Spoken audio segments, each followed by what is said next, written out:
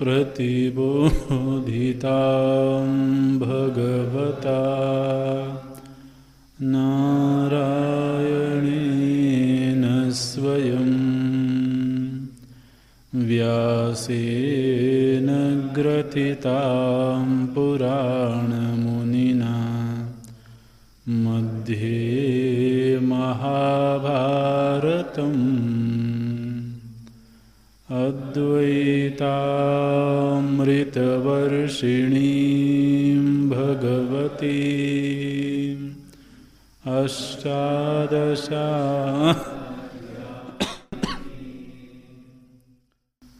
अम्ब त्वामनुसन्दधामि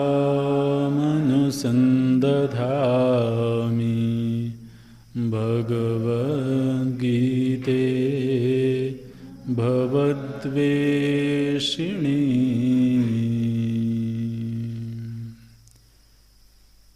नमोऽस्तु ते व्यासविशालबुद्धे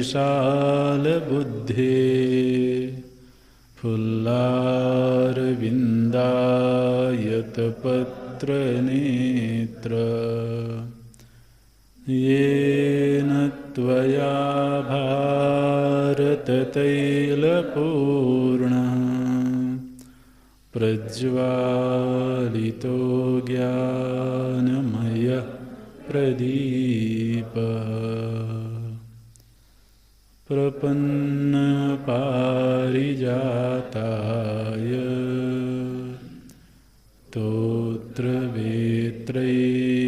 स्तोत्रवेत्रैकपाणये ज्ञानमुद्राय कृष्णाय गीतामृतदुहे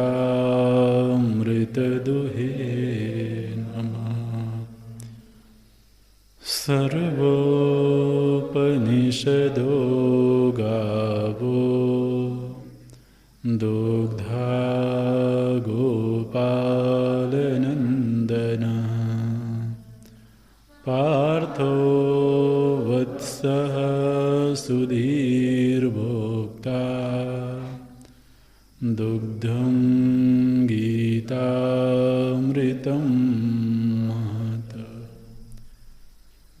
वसुदेवसुतं देवं कंसचाणूरमर्दनं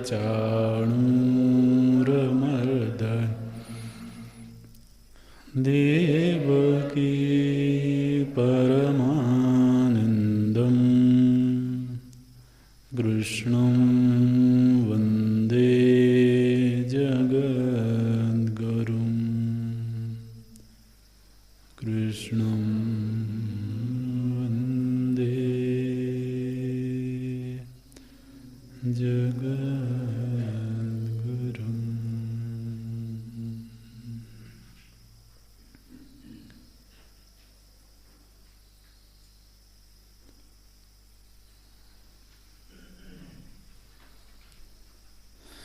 इमं विवस्वते योगम्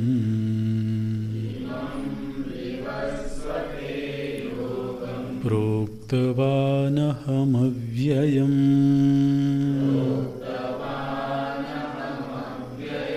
विवस्वान्मनवे प्राह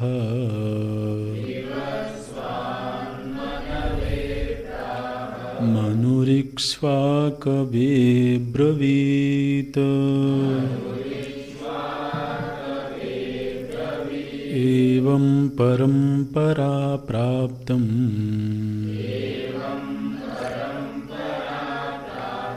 इमं राजर्षयो विदुः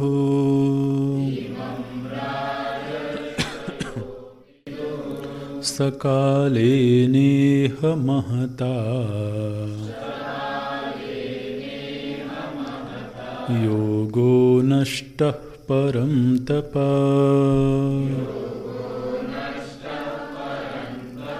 स एवायं मया तेद्य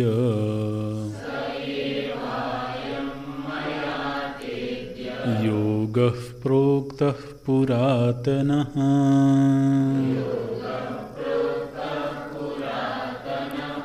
भक्तोऽसि मे सखा चेति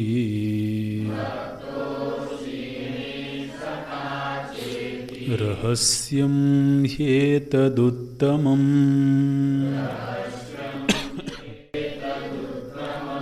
अर्जुन उवाच अपरं भवतो जन्म परं जन्म विवस्वतः कथमेतद्विजानीयाम्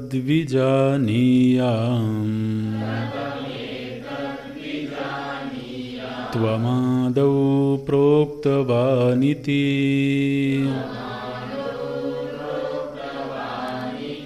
अपरं भवतो जन्म परं जन्म विवस्वतः कथमेतद्विजानीयाम्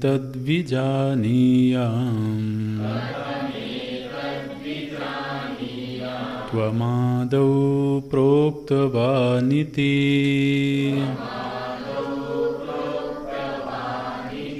श्रीभगवानुवाच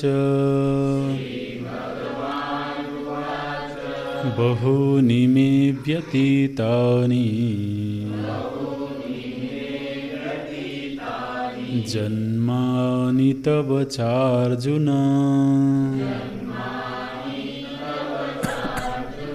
तान्यहं वेद सर्वाणि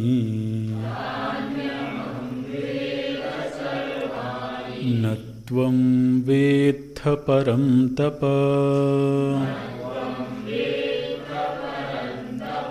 बहूनि मे व्यतीतानि जन्मानि तव चार्जुन तान्यहं वेद सर्वाणि न त्वं वेत्थ परं तप।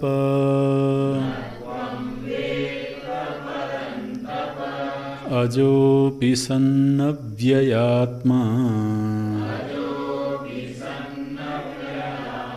भूतानामीश्वरोऽपि सन्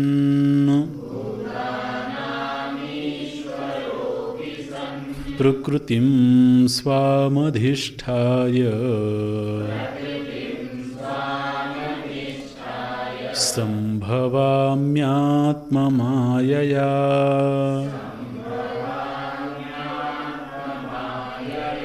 अजोऽपि सन्नव्ययात्मा भूतानामीश्वरोऽपि सन्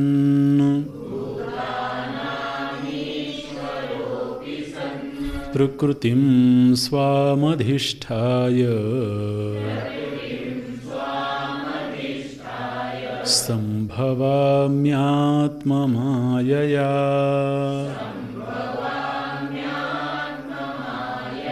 सम्भवाम्यात्ममायया।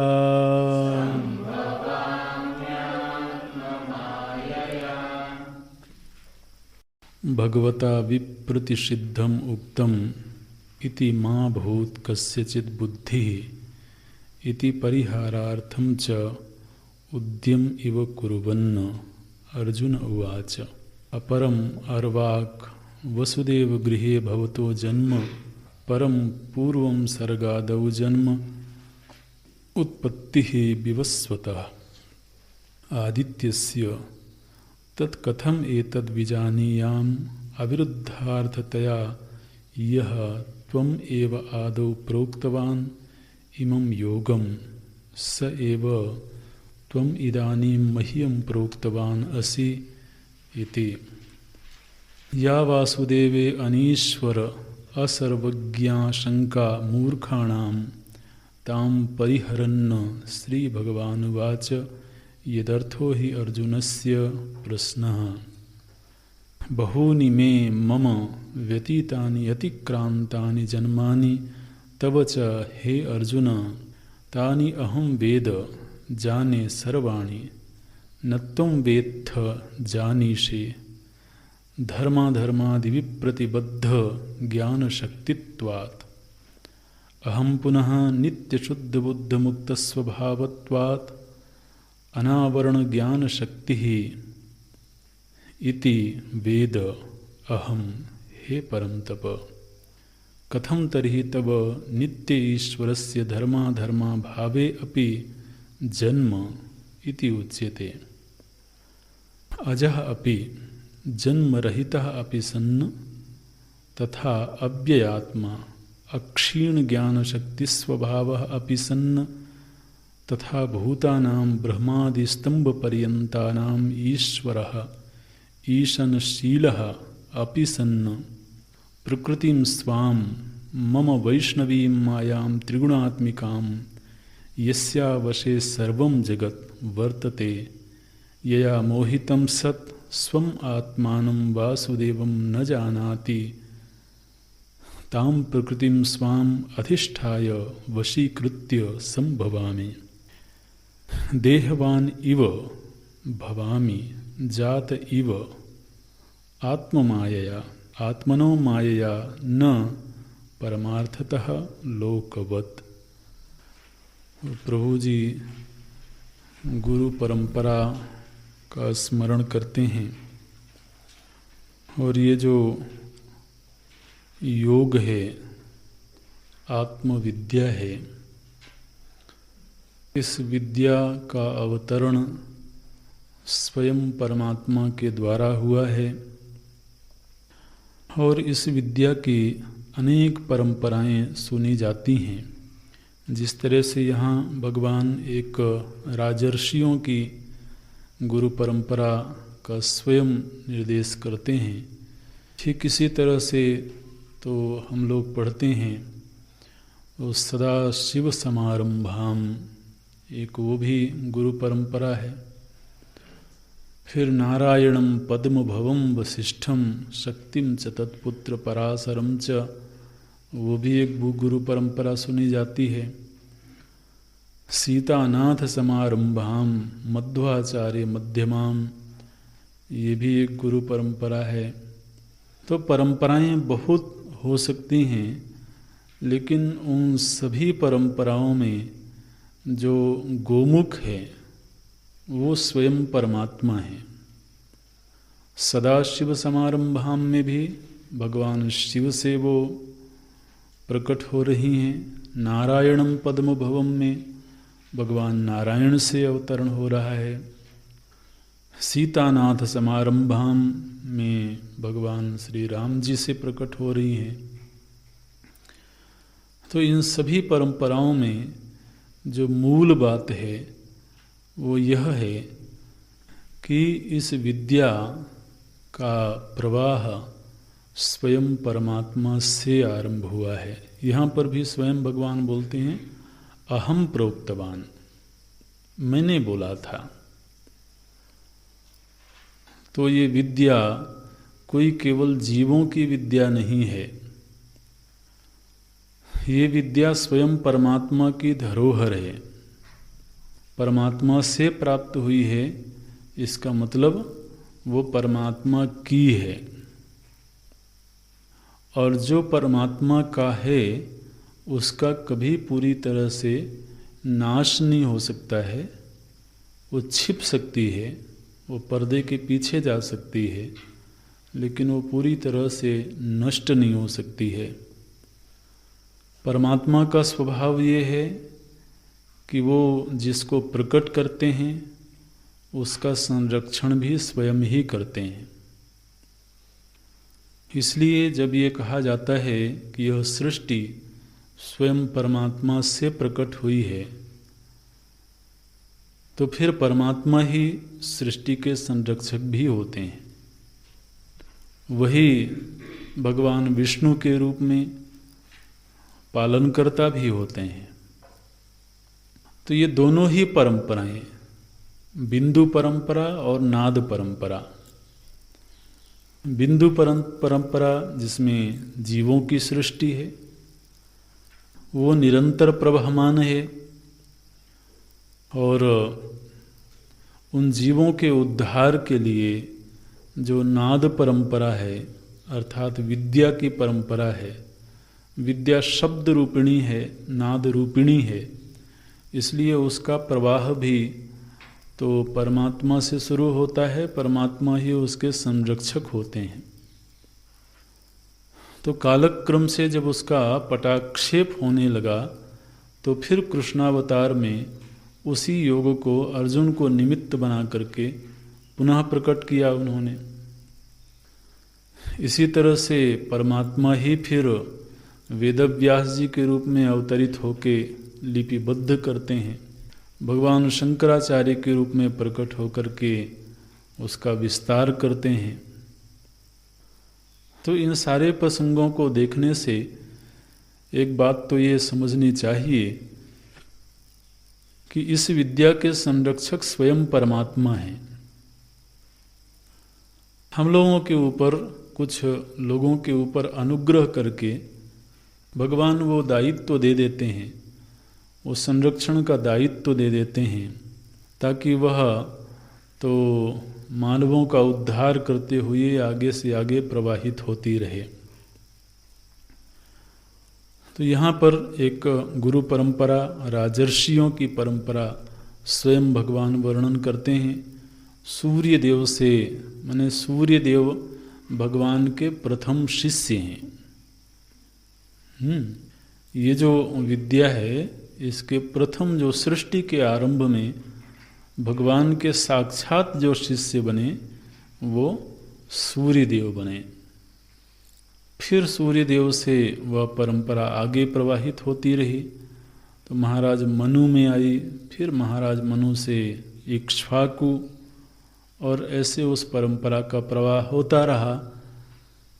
लेकिन फिर एक ऐसा वक्त आया जब उसका लोप होने लगा, तो भगवान बोलते हैं अर्जुन से कि तुमको निमित्त बना करके पुनः उस विद्या को हमने प्रकट किया।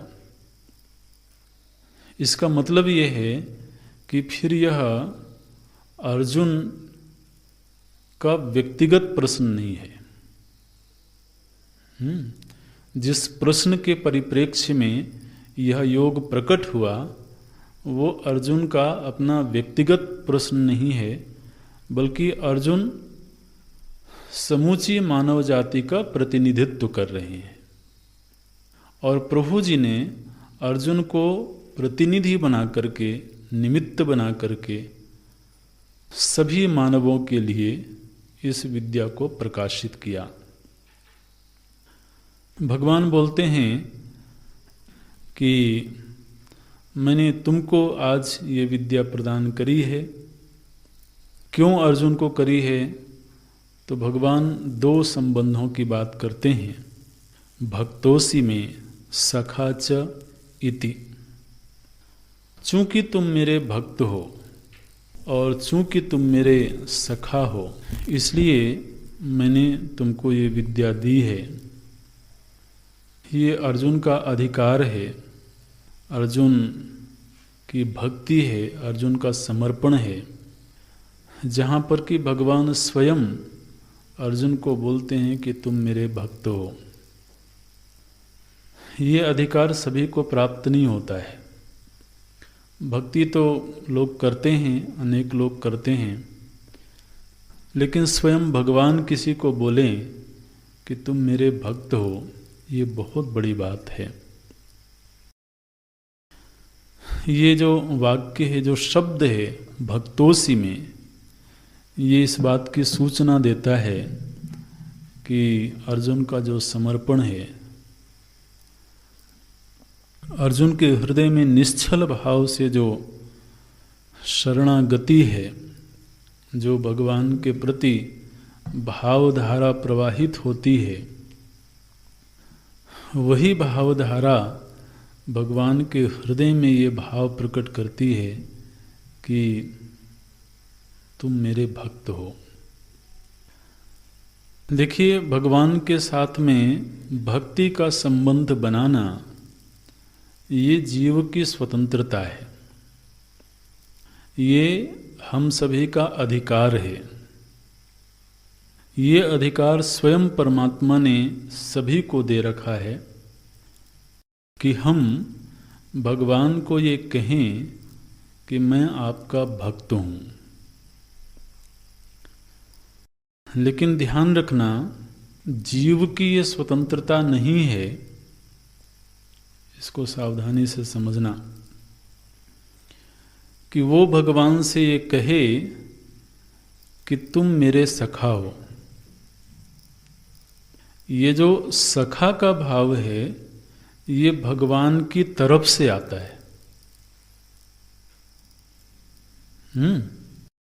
जीव का जो स्वातंत्र्य है वो समर्पण करने में है, वो शरणागत होने में है, वो भक्त बनने में है।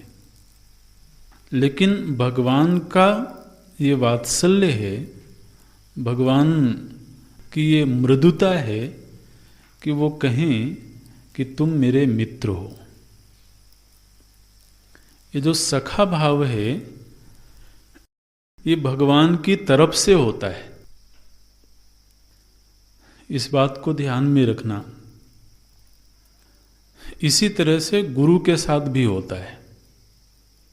गुरु के प्रति हम शरणागत होते हैं शिष्य भाव से, और ये गुरु का स्वातंत्र्य है कि वो कहें कि नहीं तुम मेरे सखा हो।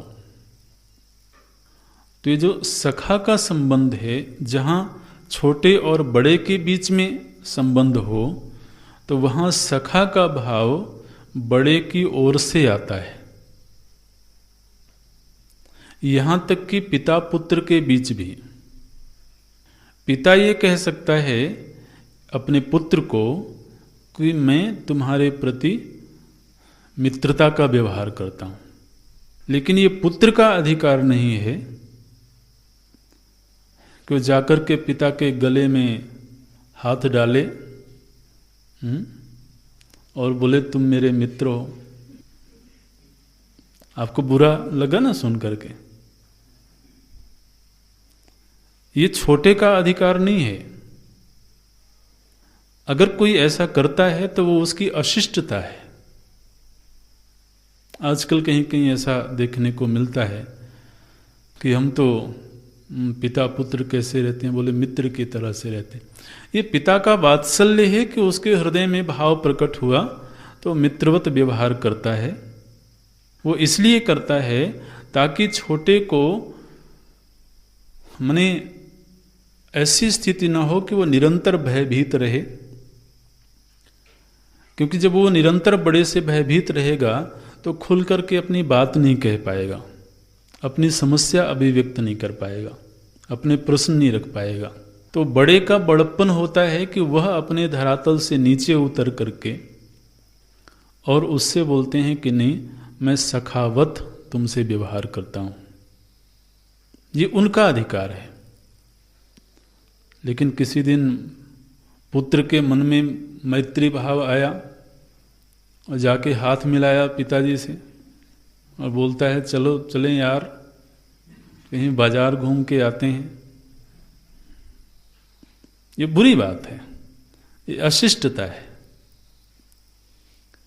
लेकिन पिता के पास में ये स्वातंत्र्य है कि पुत्र के प्रति वात्सल्य का भाव आया तो उन्होंने पकड़ के उसको गले से लगा लिया, अपने पास में बिठा लिया, अपने आसन पर बिठा लिया। ये उनका अधिकार तो हो सकता है। गुरु भी ऐसा करते हैं, वो भी वात्सल्य भाव से तो वो अधिकार देते हैं। वो इसलिए देते हैं ताकि शिष्य के मन में जो हिचक है वो थोड़ी कम हो और वो अपनी बात को निर्भय होकर के कह सके। हो सकता है वो अपने आसन पर बिठा लें, लेकिन किसी दिन शिष्य महाराज गए और जाके उन्हीं के साथ उन्हीं के सोफे पे बैठ जाएं, ये तो अनधिकार चेष्टा है। तो यहां पर जो दो संबोधन प्रभु जी ने दिए, ये भक्तों से, ये अर्जुन की तरफ से है, और सखा च इति ये भगवान की तरफ से है। भगवान कहते हैं कि तुम मेरे सखा हो, तुम मेरे मित्र हो। लेकिन अर्जुन ये बात कभी नहीं कहेंगे। अर्जुन का जिस तरह का व्यक्तित्व है, अर्जुन की जिस तरह की शरणागति है, वो ये कभी नहीं कहेंगे कि मैं मित्र की तरह से भगवान को देखता हूं। वो यही कहेंगे कि वो तो मेरे भगवान हैं, वो तो मेरे आराध्य हैं। तो जब छोटे के प्रति कहीं इस तरह की बात होती है तो उसमें एक जो दोष आता है वो ये आता है कि बड़े की गरिमा को, बड़े के बड़प्पन को हमने कहीं छोटा कर दिया। जब हम छोटे होकर के भी बड़े के प्रति मित्रता जैसी बात करते हैं तो मित्रता का मतलब क्या होता है कि जहाँ हमारे समकक्ष कोई हो। मैत्री का संबंध तो तभी बनेगा ना जब हमारे ही समकक्ष, समवयस्क, समबुद्धि का कोई व्यक्ति हो, तब मैत्री संबंध बनता है। तो ये शिष्य का, ये भक्त का कैसे ये अधिकार हो सकता है कि वह अपने ही बराबर अपने बड़े को कर ले। ये बड़े का अधिकार हो सकता है कि छोटे को उठा करके अपने स्तर पर ले आवे और अपने स्तर पर ला करके वो तो उसको मित्रवत व्यवहार दें। तो हमने रामायण में भी पढ़ा कि जो सखा भाव बना वो भगवान की ओर से बना सुग्रीव के प्रति। सुग्रीव ने नहीं कहा, सुग्रीव तो शरणागत थे, समर्पित हुए। विभीषण जी ने अपनी ओर से नहीं कहा, विभीषण जी को भगवान ने कहा अपनी ओर से। विभीषण जी तो शरणागत हो गए, समर्पित थे। तो ये जो शब्द है ना, सखा च इति, ये भगवान के वात्सल्य की सूचना दे रहा है। भक्तोसी, ये अर्जुन के समर्पण की सूचना दे रहा है। और जो सखा असी, ये भगवान की ओर से उस समर्पण की स्वीकृति है। उनके मन में ये भाव प्रकट होता है कि अर्जुन में वो अधिकार है कि मैं उसको अपना सखा कह सकूं, अपना मित्र कह सकूं। लेकिन ध्यान रखना, ऐसा होने पर भी यदि हमें बड़े वो अधिकार दे दें तब भी हमको अपनी मर्यादा में रहना होगा। भगवान ने सखा कह दिया, चलो आज से हाथ मिला करके ही चलेंगे। तो हाथ मिला के चलने लगे तो चरण बंधन तो छूट गया।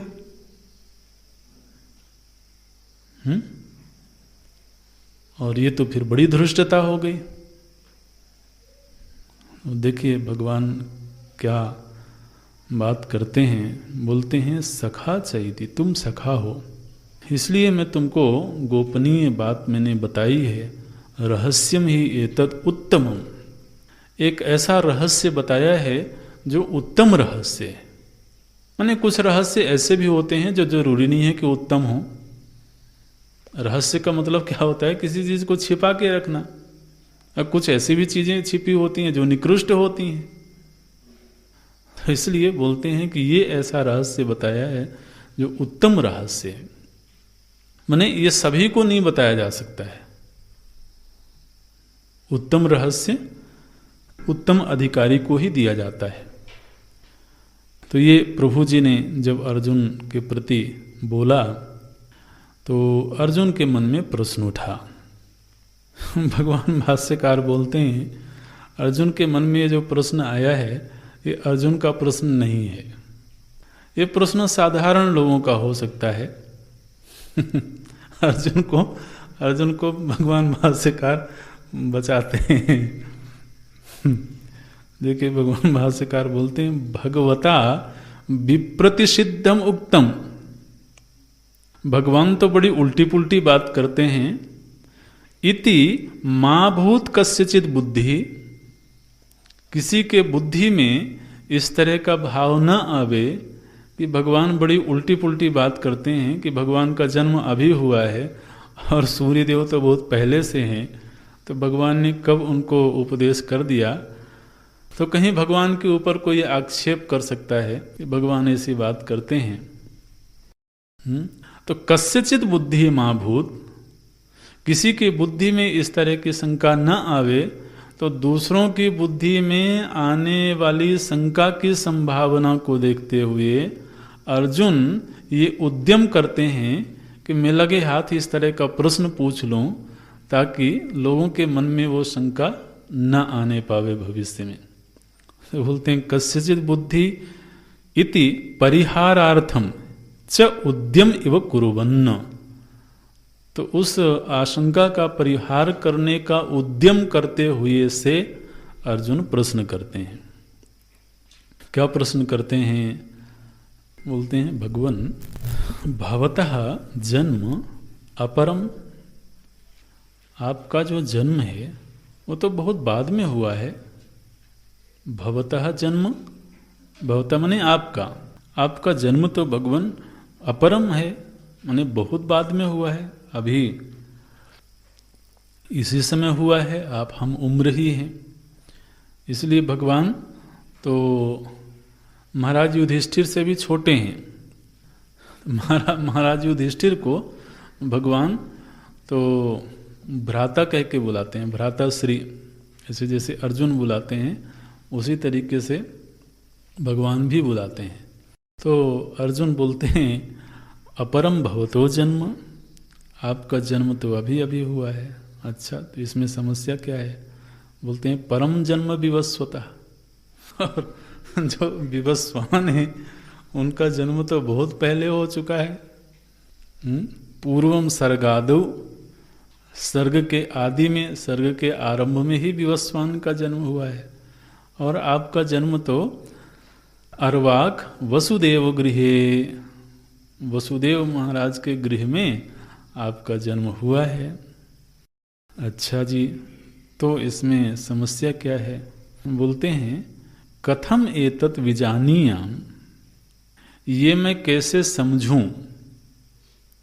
ध्यान रखना, अब ये अर्जुन का जो प्रश्न करने का ढंग है वो मर्यादित हो गया। अब यहां पर अर्जुन ये नहीं कह रहे हैं कि आपने जो बात कही है वो बात सही है कि नहीं। अर्जुन ये कह रहे हैं कि आपने जो बात कही कि मैंने पूर्व में सूर्य को उपदेश किया था, उस कथन में मुझे कोई संशय नहीं है। लेकिन उस कथन को मैं समझूं कैसे? इस वाक्य में थोड़ा सभ्यता का भाव दिख रहा है, इसमें मर्यादा दिख रही है। त्वम आदौ प्रोक्तवान, त्वम आपने आदौ आरंभ में, प्रोक्तवान आपने बहुत पहले ये बात बताई थी, ये योग दिया था। भगवान ने कहा था ना प्रथम श्लोक में, अहम प्रोक्तवान, त्वम आदौ प्रोक्तवान, आपने सृष्टि के आरंभ में ये योग विद्या का उपदेश किया था। एतत् कथम विजानीयाम, मैं इसको कैसे समझूं? तो आप देखेंगे, हमने पिछले अध्याय पर चर्चा करते हुए भी ये बात कही थी कि अर्जुन जैसे जैसे श्रवण में आगे बढ़ रहे हैं वैसे वैसे उनके प्रश्न करने का ढंग और प्रश्न की प्रकृति उत्कृष्ट होती जाती है। तीसरे अध्याय में जब अर्जुन ने प्रश्न किया वहां पर सीधे आक्षेप करते हैं, व्यामिश्रेणे बुद्धि मोहयसियो में, आप मेरी बुद्धि को मोहित कर रहे हो। लेकिन अब थोड़ा भाषा परिमार्जित हो गई। बोलते हैं कि आपने सूर्य देव को आरंभ में उपदेश किया था, ये तो आपने कहा तो उसमें कोई संशय की बात नहीं है, लेकिन अहम कथम विजानीयाम, मैं कैसे इसको समझूं?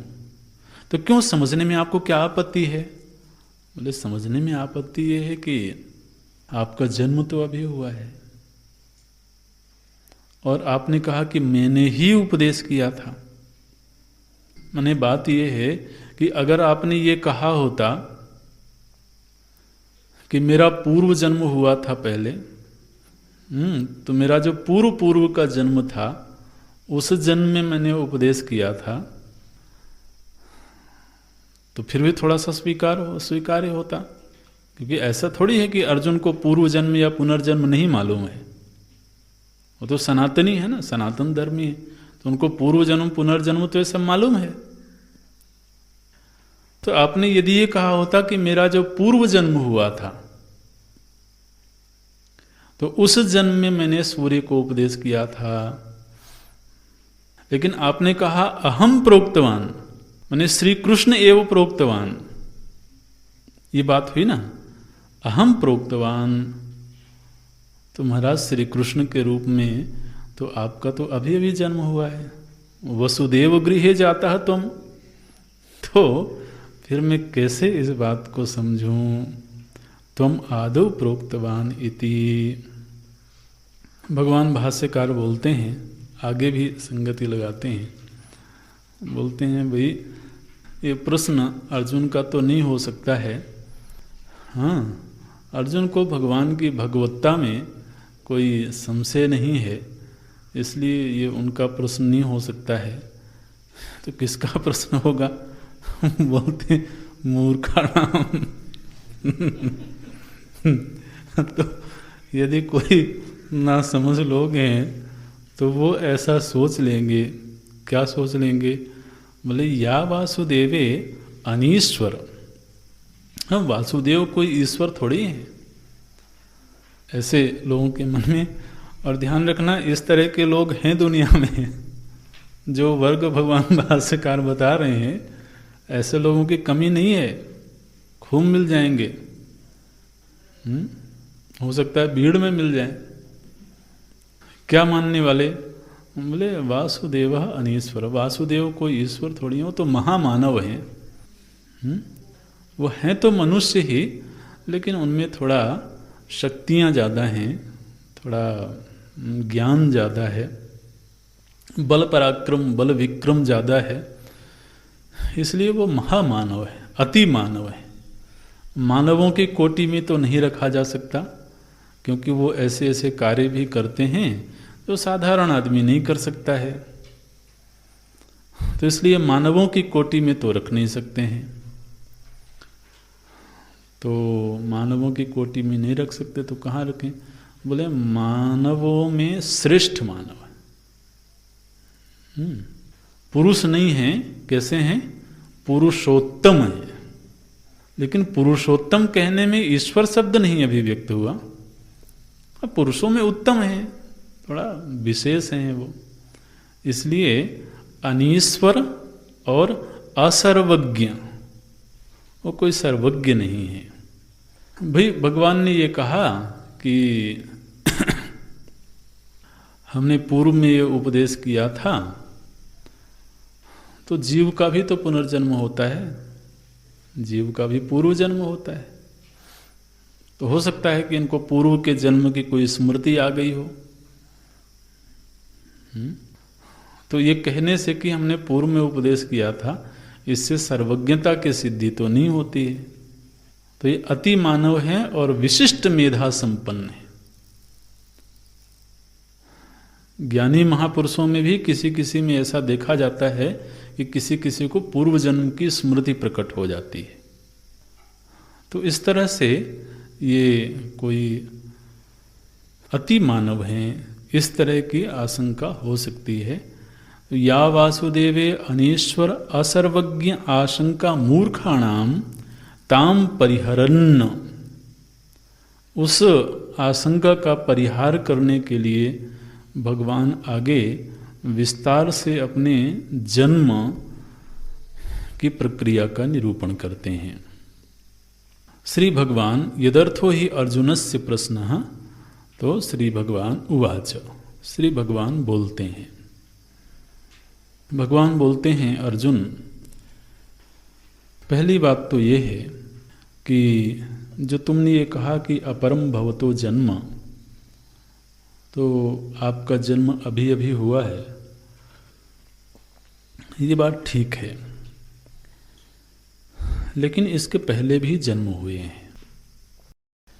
मैं बहूनि जन्मानि व्यतीतानि, मैं मम, मेरे बहुत से जन्म व्यतीत हो चुके हैं।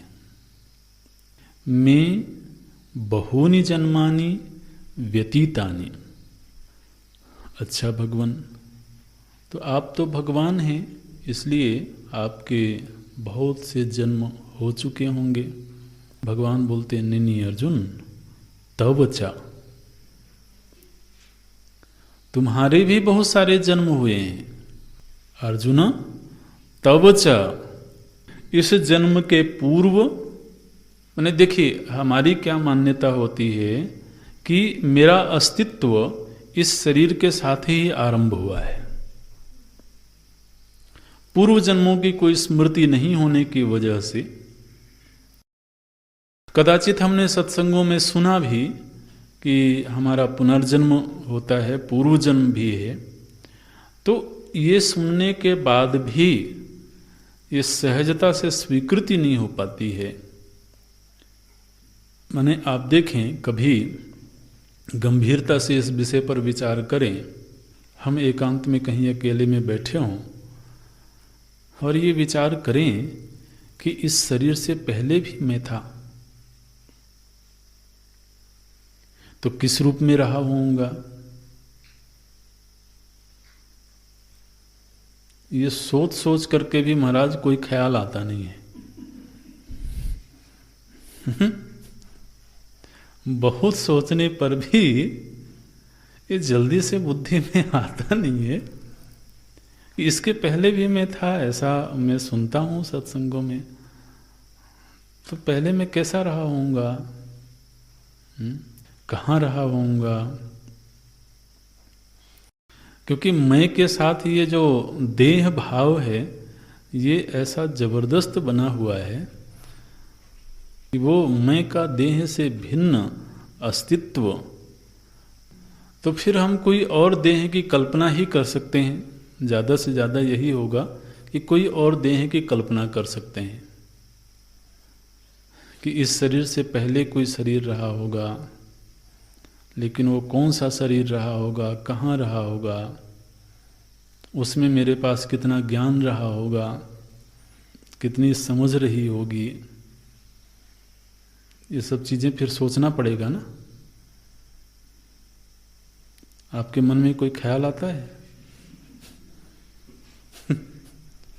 चलो बाद में सोच के बता देना अगर कोई ख्याल आ जाए तो। लेकिन ये कुछ बनता नहीं है मामला बुद्धि में, तो इसलिए जल्दी से स्वीकार करना भी बड़ा कठिन पड़ता है। तो सबसे पहले भगवान इस जन्म से हमारी बुद्धि को थोड़ा और विस्तार देना चाहते हैं, क्योंकि फिर उसमें क्या होता है कि हम अपने आप को उस रूप में समझें, वो तो हमारी सीमा है, हम समझते ही हैं। लेकिन अपने साथ साथ फिर हम भगवान को भी किसी एक देह में केंद्रित समझते हैं। तो जिस तरह से अर्जुन अपने आप को पांडव के रूप में, पांडुपुत्र के रूप में देख रहे हैं, तो उसी तरह से भगवान को भी हो सकता है कि श्री कृष्ण के रूप में, वसुदेव पुत्र के रूप में, देवकी पुत्र के रूप में समझें, क्योंकि उस रूप में उपलब्धि हो रही है। तो जो वर्तमान जन्म है, इस जन्म तक ही हमारी बुद्धि सीमित न रहे, इससे थोड़ा सा अतिक्रमण करे और चिंतन का विस्तार होवे, तो भगवान सबसे पहले ये बात कहते हैं कि मम बहूनि जन्मानि व्यतीतानि, मेरे बहुत सारे जन्म व्यतीत हो चुके हैं। और अर्जुन, तुमको मालूम नहीं है, लेकिन तुम्हारे भी बहुत सारे जन्म व्यतीत हो चुके हैं। अच्छा जी, लेकिन अर्जुन तुम्हारे में और मुझ में एक विशेषता है। क्या विशेषता है? बोले विशेषता ये है कि मेरे अब तक के जितने जन्म हुए हैं, उन सभी जन्मों की मुझे स्मृति है।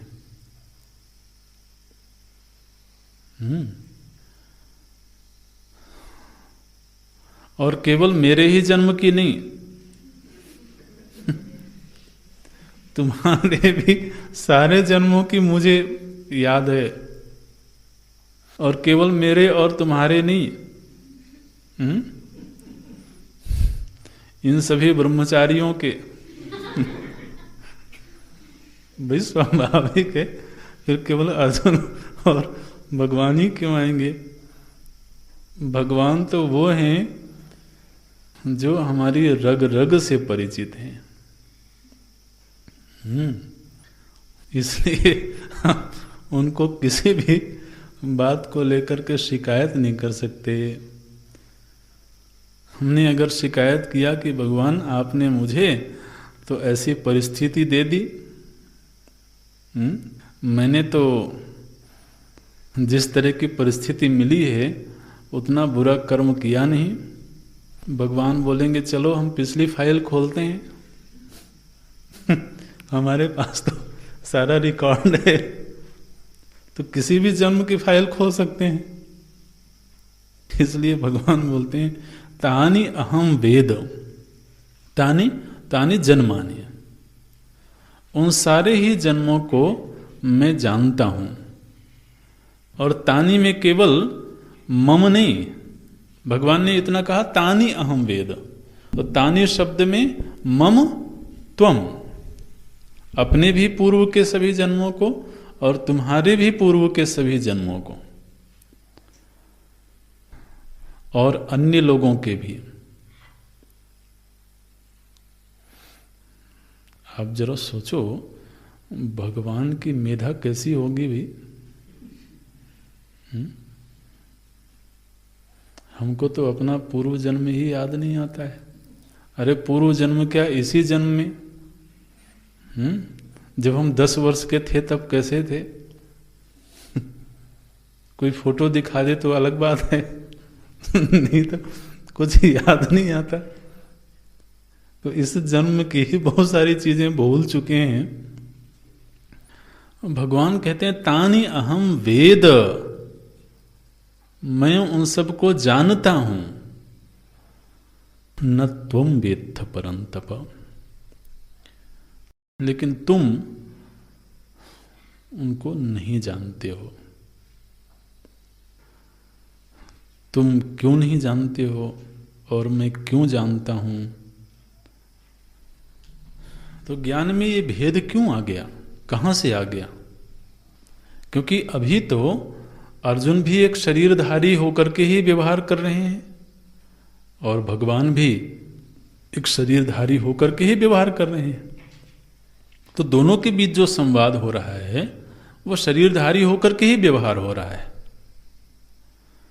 तो दोनों ही शरीरधारी हैं और व्यवहार कर रहे हैं तो निश्चित रूप से इंद्रियां भी होंगी, बुद्धि भी होगी, तो वहां तो समतुल्यता दिखाई दे रही है। फिर ज्ञान में इतना भेद क्यों? तो भगवान भाष्यकार बोलते हैं कि तुम न वेत्थ न जानीषे, तुम नहीं जानते हो। क्यों नहीं जानते हो? क्योंकि धर्माधर्मादि प्रतिबद्ध ज्ञान शक्तित्वात्, तुम्हारे भीतर की जो ज्ञान शक्ति है वह धर्म और अधर्म से प्रतिबद्ध हो चुकी है। माने तुम्हारे पूर्व के जो कर्म हैं और कर्म और भोग से बनी हुई वासनाएं हैं, तो कर्म और वासनाएं इन दोनों ने ही चित्त को इतना प्रतिबंधित कर दिया। आखिर देखिए हमारे जो पूर्वकृत कर्म हैं या पूर्वकृत भोग हैं, उन भोगों के संस्कार कहाँ हैं? बुद्धि में ही है। तो अब संस्कार जितने गहरे होंगे वो तो बुद्धि उतनी ही ज्यादा ढकती चली जाएगी। तो उसकी जो स्वाभाविक शक्ति है, बुद्धि की अपनी जो स्वाभाविक शक्ति है, वो तो सत्व प्रधान महाभूत से बनी हुई है, तो उसमें शक्ति कोई कम नहीं होगी। लेकिन जो उसकी अपनी स्वाभाविक मेधा है, स्वाभाविक शक्ति है, वह शक्ति कर्म और वासना से अभिभूत हो गई। कर्म और वासना के दबाव में आकर के वो अपनी स्वाभाविक शक्ति को प्रकट करने में असमर्थ हो गई। देखिए, आखिर जब कोई महामानव दिखाई देते हैं तो महामानवों के पास में भी तो बुद्धि हमारे जैसी ही होती है। मालवीय जी को, मदन मोहन मालवीय जी को एक उपाधि दी गई, महामना। आपने नाम सुना होगा, महामना मदन मोहन मालवीय, ऐसे बोलते थे। तो महामना माने क्या? उनकी जो ज्ञान है, उनकी जो मेधा है, वो बड़ी प्रखर है। वो मन कोई साधारण मन नहीं है, बल्कि महामन हो गया वो। इसलिए महामना ऐसे विशेषण दिए जाते हैं। वो सूर्यकांत त्रिपाठी निराला एक कवि हुए, हिंदी साहित्य के बड़े कवि हुए हैं। उनको उपाधि दी गई महाप्राण। जो साहित्य प्रेमी लोग होंगे उनको मालूम होगा, उनको उपाधि दी गई महाप्राण। महाप्राण माने क्या? हमारे प्राण और उनके प्राण अलग अलग थे। तो उनकी जो शक्ति है, जो चिंतन शक्ति है, वो बड़ी प्रखर है। तो इसलिए ऐसी उपाधियां दी जा। तो अब उन लोगों के पास में भी बुद्धि तो हमारे आपकी जैसी ही है, मन भी वैसा ही है। अब देखिए, फाइल खुली है तो एक एक चीजें याद आती जा रही। सरदार वल्लभ भाई पटेल को लौह पुरुष कहा गया। तो लौह पुरुष माने क्या? उनका शरीर लोहे का बना हुआ? शरीर लोहे का नहीं बना था, लेकिन उनके जो निर्णय होते थे बिल्कुल अडिग होते थे। इसलिए उनको संगठित भारत का निर्माता कहा जाता है। उन्होंने जिस तरह से स्वतंत्रता के बाद देश को संगठित किया, अखंड बनाया, तो उसके लिए बहुत प्रखर निर्णय चाहिए, अडिग निर्णय चाहिए। तो माने ये ऐसे दृष्टांत हैं, अनेकशः ऐसे दृष्टांत हैं, वर्तमान में भी हैं, इतिहास में भी हैं, जिनके पास में बुद्धि, मन, वो तो वैसे का वैसा ही है, लेकिन उसमें जो विशेष शक्ति प्रकट होती है, तो कहाँ से प्रकट होती है और उसके ऊपर जो आवरण पड़ा हुआ है वो किस वजह से पड़ा हुआ है? तो यहाँ पर भगवान भाष्यकार एक वाक्य देते हैं, धर्माधर्मादि प्रतिबद्ध ज्ञान शक्तित्वात्। ज्ञान शक्ति है वहाँ, लेकिन वह धर्म अधर्म से प्रतिबद्ध हो चुकी है। इसलिए तुम न जानी से, इसलिए तुमको उन सब की स्मृति नहीं है। अहम पुनः, और भगवान को सब कुछ मालूम है। क्यों? तो बोलते हैं अहम पुनः नित्य शुद्ध बुद्ध मुक्त स्वभावत्वात् अनावरण ज्ञान शक्ति। बस ये अंतर है। एक जगह पर ज्ञान शक्ति प्रतिबद्ध है और दूसरी जगह पर ज्ञान शक्ति अनावृत है। माने उस ज्ञान शक्ति के ऊपर कोई आवरण नहीं है, कोई बंध नहीं है। इसलिए इति वेद अहम हे परंतप। इसलिए अर्जुन, मैं वो सब घटनाओं को जानता हूँ, उन सभी घटनाओं का दृष्टा हूँ, साक्षी हूँ। अब चूंकि यहाँ पर जन्म का प्रकरण चल पड़ा, तो भगवान फिर अपने जन्म का रहस्य बताते हैं। ये जो प्रकरण है, ये इसको अवतारवाद का प्रकरण कहा जाता है, जहाँ पर प्रभु जी ने स्वयं अपने श्रीमुख से अवतार का रहस्य क्या है उसका निरूपण किया है। इस पर हम थोड़ा सा चिंतन करेंगे। तो ये बहुत कम जगहों पर इस तरह के प्रकरण आते हैं। यहाँ गीता जी में भगवान के मुख से अवतार बाद की चर्चा की गई। प्रासंगिक चर्चा है, क्योंकि अर्जुन ने पूछा कि आपका जन्म हुआ है, तो प्रभु जी ने भी पहले शब्द तो बोल दिया, मैं जन्म व्यतीतानी, तो ऐसा लगता है कि भगवान का जन्म भी वैसा ही होता है जैसा अर्जुन का जन्म हुआ या जैसा किसी भी जीव का जन्म होता है। तो जन्म शब्द अर्जुन ने भी प्रयोग किया था और बाद में भगवान भी प्रयोग करते हैं। बहूनि में व्यतीतानि जन्मानि, तो मेरे भी बहुत सारे जन्म हुए हैं, ये शब्द भगवान ने बोला। अब इस वाक्य से प्रश्न खड़े होते हैं कि भाई जो जीव का जन्म हुआ है या इसके पूर्व में भी जन्म हुए हैं, अनेक जन्म हुए हैं और पश्चात भी होंगे, तो उन जन्मों का तो कोई निमित्त होता है। वो सब सत्कर्मजन्यम है, तो कर्म निमित्तक जन्म हुए हैं। तो चाहे ये वर्तमान जन्म हो या इसके पूर्व में हुए जन्म हो या पश्चात होने वाले जन्म हैं, उन जन्मों का तो कोई निमित्त होता है। तो वो हम श्रुतियों में पढ़ते हैं, यथा कर्म यथा श्रुतम। फिर तो अभी अभी हम लोगों ने पढ़ा तांश्च कामान जायते तत्र तत्र, तो कामनाओं के वशित भूत हो करके तत्र तत्र जायते जन्म होता है। तो जीव का जिस तरह से जन्म होता है उसमें काम निमित्त है, उसमें ज्ञान निमित्त है, संस्कार निमित्त हैं, उसमें कर्म निमित्त हैं। तो इन सभी निमित्तों के होते हुए तो अनेक जन्म जन्मांतर हुए हैं। अब जब भगवान अर्जुन के ही समकक्ष ये बात कह रहे हैं कि मैं बहूनि जन्मानि व्यतीतानि,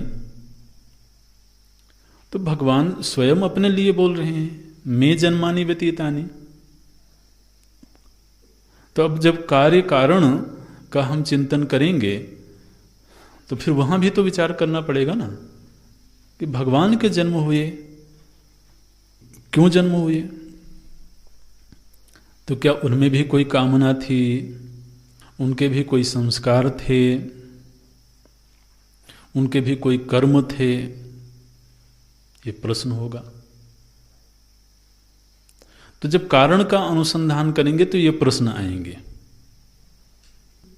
जब जन्म पर विचार करेंगे तो जन्म होने का मतलब क्या हुआ? जन्म होने का मतलब है एक शरीर धारण करना, और शरीर होता है पंचभूत भौतिक। तो क्या भगवान के भी जो पूर्व पूर्व के जन्म थे या वर्तमान जन्म है उसमें भी वो पांच भौतिक शरीर की तरह ही शरीरधारी होकर के जन्म लिया उन्होंने? और यदि पांच भौतिक पिंड के रूप में जन्म नहीं लिया उन्होंने, तो फिर अनेक जन्म हुए हैं, ये संगति कैसे लगेगी? अनेक जन्मों की संगति तब लगेगी जब अनेक पिंड होवे। माने इस पिंड के पहले एक दूसरा पिंड था जिसमें मैं पना था, उसके पहले एक तीसरा पिंड था जिसमें मैं पना था। तो अनेक पिंडों में अहम वृत्ति बनती गई और इस तरीके से जन्मों की श्रृंखला बन गई। ये प्रश्न समझ रहे हैं ना कि जन्म हुए माने क्या हुआ? जो मैं का अस्तित्व है वो अभी इस पिंड के साथ में अपने होने का अनुभव कर रहा है। अब अगर अगले जन्म में भी यही पिंड रहे तो फिर हम ये कहेंगे कि नहीं कि मेरा दूसरा जन्म हुआ है। दूसरा जन्म होने का मतलब ही है कि मैं तो हूं लेकिन पिंड बदल गया, तो दूसरे पिंड से अभिमान हुआ, तब कहेंगे दूसरा जन्म हुआ। आखिर भगवान ने तो कहा है कि इस शरीर में रहते हुए भी कौमारम यौवनम तथा, तो कुमार अवस्था युवावस्था आती है, लेकिन हम ये नहीं कहते हैं कि मेरे अनेक जन्म हो गए। क्यों? क्योंकि पिंड वही का वही हमको मालूम पड़ता है। तो जब अनेक जन्म की बात करते हैं उसका मतलब होता है कि अभिमानी तो वही है लेकिन उसके पिंड हर बार बदल गए। तो पिंडों के बदलने को ही जन्मों की अनेकता कही जाती है, तब ये सिद्ध होगा। अब जब भगवान ये बात कहते हैं कि बहूनि जन्मानि व्यतीतानि, माने भगवान के अनेक जन्म हुए, तो इसका मतलब अनेक पिंड हुए। फिर उस पिंड से उन्होंने अभिमान किया, तब तो बहुनी जन्माने की बात की जाएगी। अगर विग्रह वही का वही है तो फिर अनेकता की सिद्धि कैसे होगी? जरूर आप तो कुछ ना कुछ सोच ही रहे होंगे, बताइएगा हमको।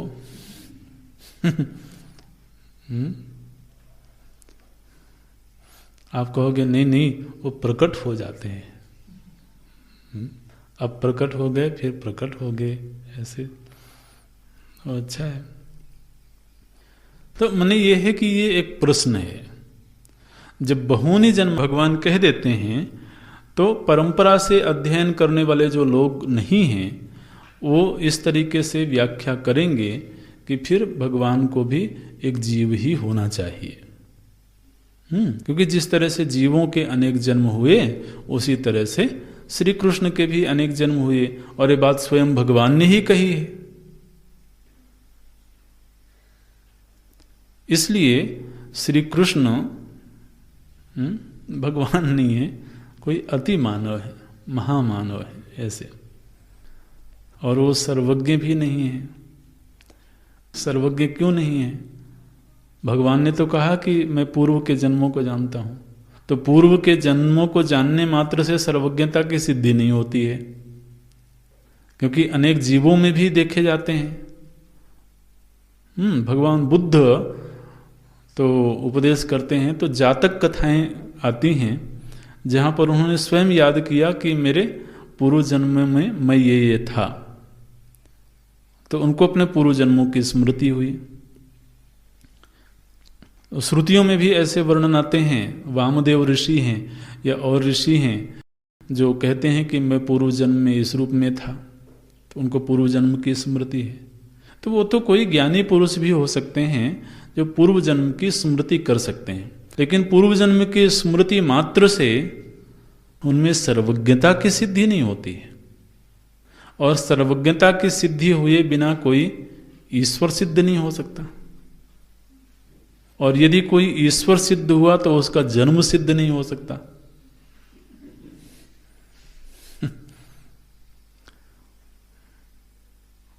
पता नहीं आपके मन में प्रश्न आ रहे हैं कि नहीं आ रहे हैं? नहीं आ रहे हैं तो अच्छा ही है। लेकिन आवे तो भी अच्छा है, क्योंकि चित्त को फिर प्ररोचना होगी, कुछ सोचने के लिए जगह मिलेगी। तो ये भगवान का जन्म किस तरह से होता है, उनका अवतार का स्वरूप क्या है, इस पर हम थोड़ा सा चिंतन करेंगे। अभी केवल एक बात कह के पूरा करेंगे, अगली कक्षा में फिर विस्तार करेंगे।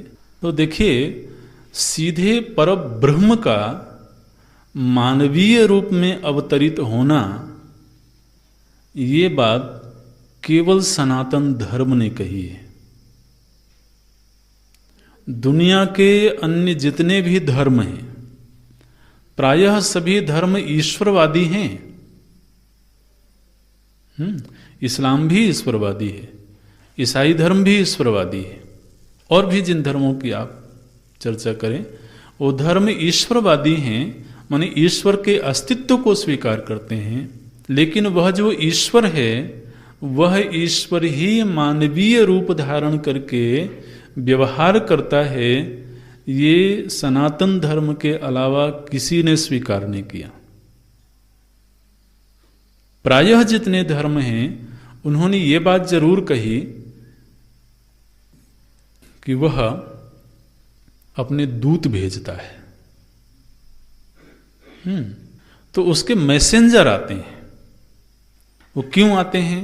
प्रायः सभी धर्मों ने यह बात तो स्वीकार किया कि वह जो ईश्वर है उस ईश्वर को, इस सृष्टि को विधिवत तरीके से संचालित करने की चिंता होती है।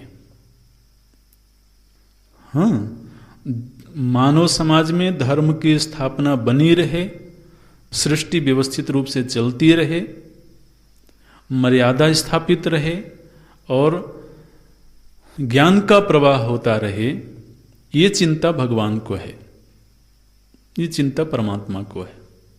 लेकिन इसको पूरा करने के लिए वो स्वयं ही मानवीय रूप धारण करते हैं, ये किसी ने नहीं माना। बल्कि अपनी इन इच्छाओं की पूर्ति के लिए वो किसी को भेजते हैं। तो जितने भी उनके